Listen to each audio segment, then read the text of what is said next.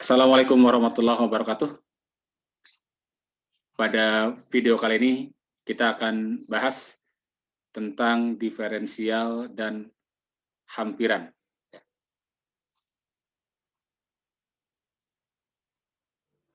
Ini masih terkait dengan topik turunan fungsi satu peubah. Nah, kita tahu bahwa turunan dari sebuah fungsi, jadi kalau kita punya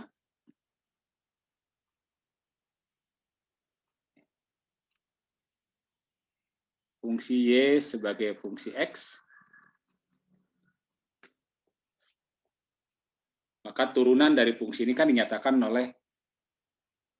bisa dinyatakan oleh simbol aksen atau bisa juga dinyatakan oleh notasi Leibniz, ya. Jadi turunannya ya dalam notasi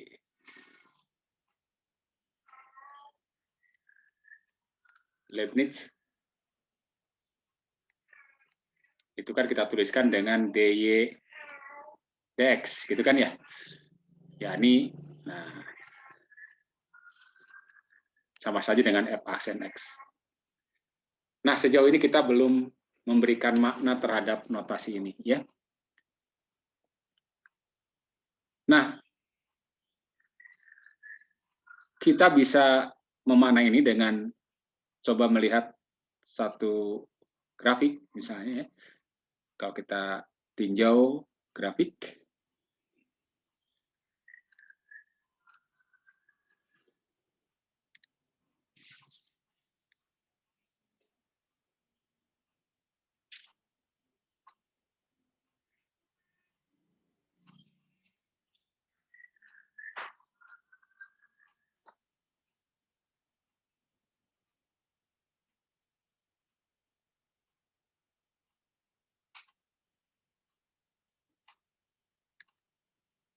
sekarang ini adalah Y, ini adalah sebuah X, lalu ada grafik,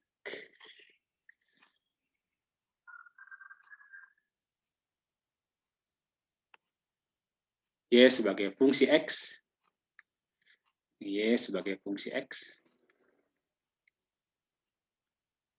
Pada nilai X tertentu, misalnya di sini, nilainya adalah fx, dan pada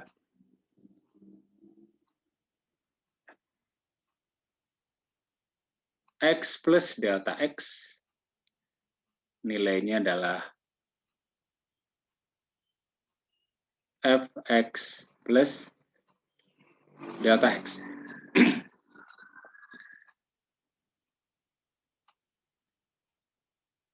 Nah, kita bisa mencoba menghampiri nilai fx plus delta X di sini, ya, dengan mengambil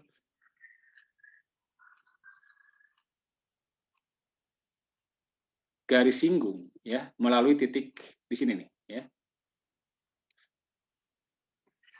Kalau saya gambarkan, ini ada sebuah garis singgung melalui titik, katakan ada titik P lah, ya, ada titik P. Nah, ini adalah garis singgungnya, ya, garis singgung, ya.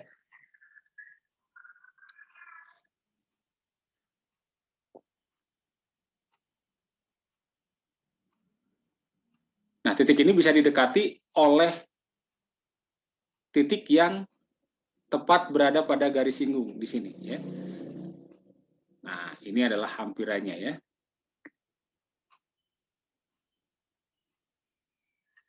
Dikatakan ini adalah hampiran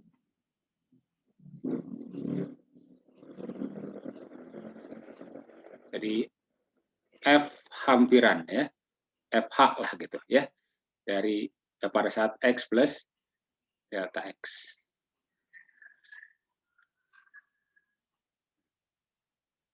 Nah, tentu saja untuk mendapatkan berapa besar hampirannya di sini, ya, kita ingat bahwa gradien dari garis singgung, ya, gradien dari garis singgung itu kan sama saja dengan perbandingan ini kan ya. Nah, ini kita nyatakan dengan dy, dan ini adalah dx. Kemudian titik yang sebenarnya ini adalah delta y, ya. Ini ke sini, itu adalah delta y.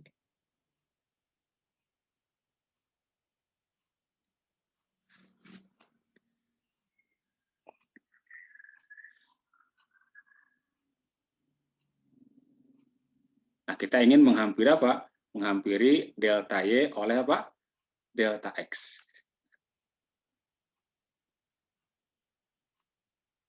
Nah, kalau kita buat garis juga yang melewati titik P ke sini, ya, kita juga akan dapatkan gradien, atau kita akan dapatkan delta Y dibagi dengan dx, atau delta X dalam hal ini, ya. Jadi, dalam hal ini dx dengan delta X itu sama, ya. Ini delta X. Jadi kalau kita ingin hitung delta Y dibagi dengan delta X, ya, maka ini bisa kita hampiri, ya, kita hampiri oleh dy dx. Ya, bisa kita hampiri oleh ini, ya. Nah, dengan tentu saja apa namanya, nanti akan ada selisih, ya, ada error, tapi kita tidak akan lihat errornya seperti apa di sini, ya. Kita hanya menginginkan bahwa untuk delta X yang sangat kecil, maka delta Y dibagi dengan delta X itu bisa kita hampir oleh dx, dan ungkapan dx kan tidak lain adalah turunan, ya, yakni f aksen X. Sehingga delta Y bisa kita hampiri oleh f aksen X dikali dengan delta X. Nah, dalam hal ini, delta X-nya sama dengan dx, sehingga boleh kita tulis sama saja dengan f aksen X dikali dengan dx.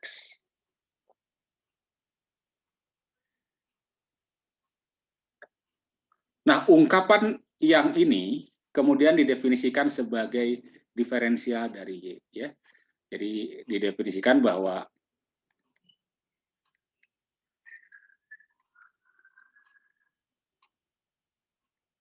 diferensial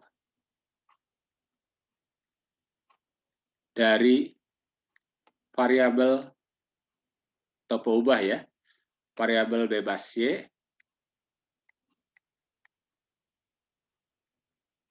ditulis dy, ya.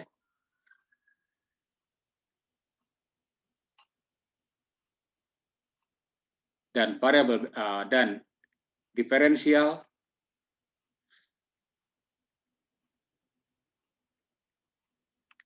dari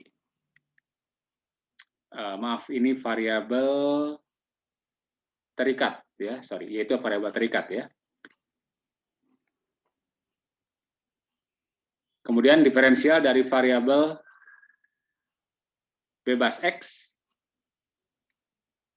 ditulis dx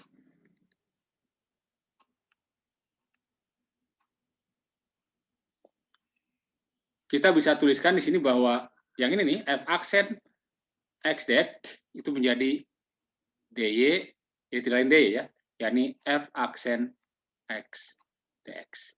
Oke, ini adalah ungkapan diferensial, ya. Jadi kalau diungkapkan dalam notasi yang ini, Leibniz, dy dx adalah notasi turunan. Tetapi ketika kita ungkapkan menjadi dy sama dengan f aksen X dx, ini adalah ungkapan diferensial.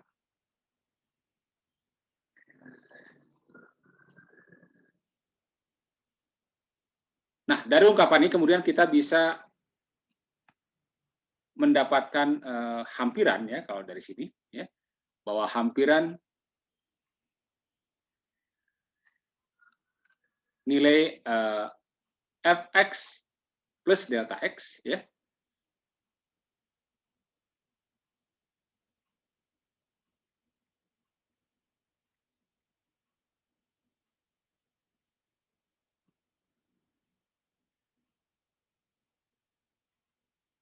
Kita bisa dapatkan ya dari sini bahwa ini kan tadi delta Y sama saja dengan F aksen X dx atau hampirannya ya. Dan delta ini kan berarti apa? Delta Y adalah Fx plus delta X dikurangi dengan Fx, gitu kan ya? Ini ya, tinggi ini nih selisihnya nih. Fx plus delta X dikurangi dengan Fx. Itu berarti dihampiri oleh F aksen X dx. Atau Fx plus delta X menjadi dihampiri oleh Fx plus F aksen X dx. Oke, jadi yang ini adalah ungkapan diferensialnya. Sementara yang ini adalah rumusan ya untuk menghampiri satu nilai fungsi pada X plus delta X ya. Yakni Fx plus F aksen dx, di mana dx-nya adalah delta X ya. Nah, hampirannya akan semakin akurat ya. Artinya perbedaan antara delta Y dengan dy ini akan sangat kecil kalau kita pilih delta X atau dx yang sangat kecil. Dibayangkan kalau dx-nya makin kecil ke sini nih atau dx makin kecil, maka otomatis delta Y dengan dy akan semakin dekat ya.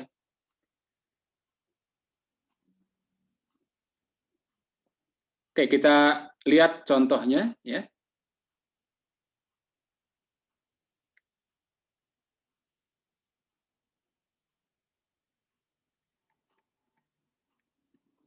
Misalkan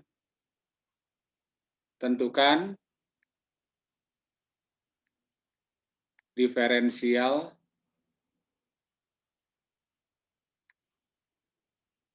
dari Y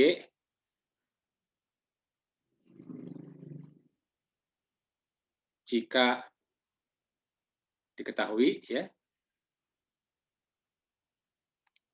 Pertama, Y sama dengan X pangkat 3, kemudian yang B, Y sama dengan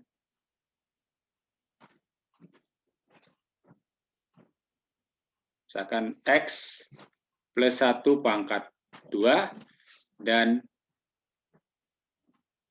Y sama dengan, nah ini bagian C ya,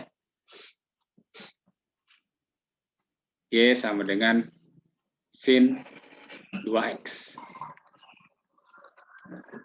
Oke.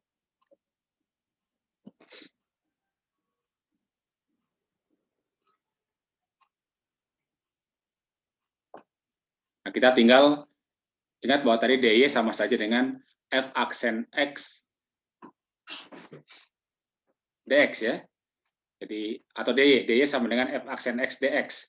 Maka sebenarnya kita tinggal dapatkan dy-nya. Sudah adalah pertama turunkan saja ini. X pangkat 3 turunannya apa? 3x kuadrat. Tinggal kalikan dengan dx. Ini adalah bentuk diferensialnya ya. Kemudian yang kedua, turunan dari X plus 1 pangkat 2. Nah, ini bisa kita gunakan dari dy ya. Ini kita bisa gunakan aturan rantai kan ya.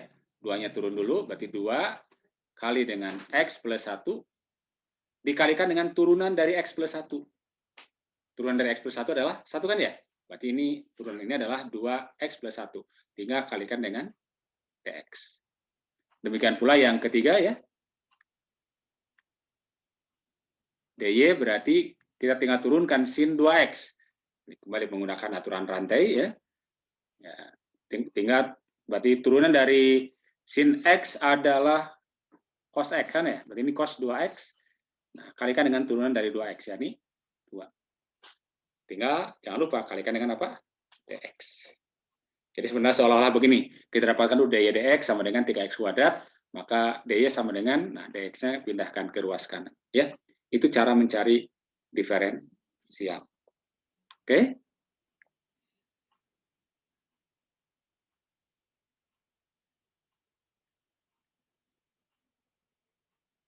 Contoh yang kedua, misalkan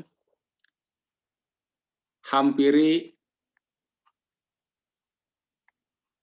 nilai akar dari 1,01.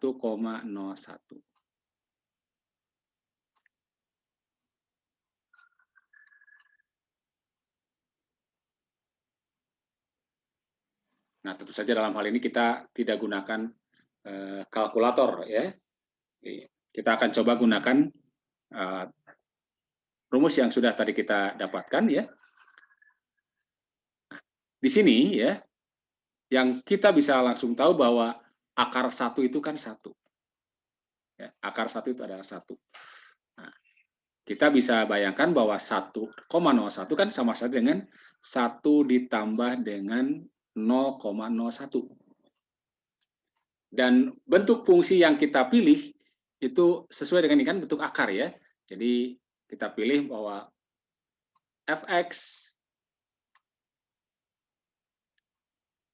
fx-nya berbentuk akar x. Ya. Fx-nya akar x, kemudian kita dapatkan turunannya. Nah, turunan dari akarnya kan 1 dibagi dengan 2 akar x. Kemudian f hampiri, ya, fx plus delta x itu kan bisa dihampiri oleh apa? Oleh fx ditambah dengan f aksen x dx. Nah, karena yang dicari adalah f 1,01, nah dari sini kita bisa ambil, ya, dari sini kita bisa ambil, kita pilih x-nya sama dengan 1, berarti delta x-nya atau dx-nya itu sama dengan selisih antara 1,01 dan 1, ya, yakni 0,01. Berarti kalau begitu, ya, jadi kalau fx plus akar x berarti, ya, kan fx-nya akar x, ya, maka fx plus delta x berarti sama dengan akar dari apa? X plus delta x. Berarti ini sama dengan akar x plus 1/2 akar x kali dx. Berarti akar dari 1 plus 0,01 atau 1,01 berarti sama saja dengan, atau kira-kira ini, akar 1 ditambah dengan 1 dibagi dengan 2 akar 1 dikali dx-nya, yakni 0,01. Berarti akar 1,01 kira-kira 1 plus, gitu kan, ya? Ini kan akar 1 adalah 1, ya. 0,01 dibagi dengan 2 itu adalah 0,005. Sehingga ini akar 1,01 kita dekati dengan 1,005. Oke. Coba silakan kalian gunakan kalkulator, ya, untuk menghitung ini, ya. Ini tidak akan jauh dari ini, ya, mungkin selisihnya sekitar 0,001, ya. Cukup kecil. Karena memang sebenarnya begini, ya. Kalkulator atau komputer misalnya, ya, itu ketika menghitung mereka hanya bisa menghitung penjumlahan, pengurangan, pembagian, dan perkalian. Tidak bisa menghitung akar seperti ini. Nah, ketika mereka menghitung akar, maka sebenarnya kalkulator itu atau komputer itu sudah diprogram menggunakan hampiran, ya, menggunakan hampiran, ya. Ya, nanti kalian akan mendapatkan mata kuliah metode numerik. Nah, di situ akan dibahas bagaimana cara membuat fungsi-fungsi yang awalnya rumit, ya, menjadi berupa bentuk penjumlahan, pengurangan, pembagian, ya, atau perkalian, sehingga ketika diprogram komputer bisa mengeksekusinya, ya. Oke, jadi sekali lagi bahwa apa namanya, turunan dalam hal ini ya, atau notasi Leibniz bisa dimaknai sebagai pertama diferensial, dan dari situ kemudian kita bisa manfaatkan untuk menghampiri nilai dari satu fungsi. Ya. Oke, sementara saya cukupkan saja dahulu. Terima kasih. Assalamualaikum warahmatullahi wabarakatuh.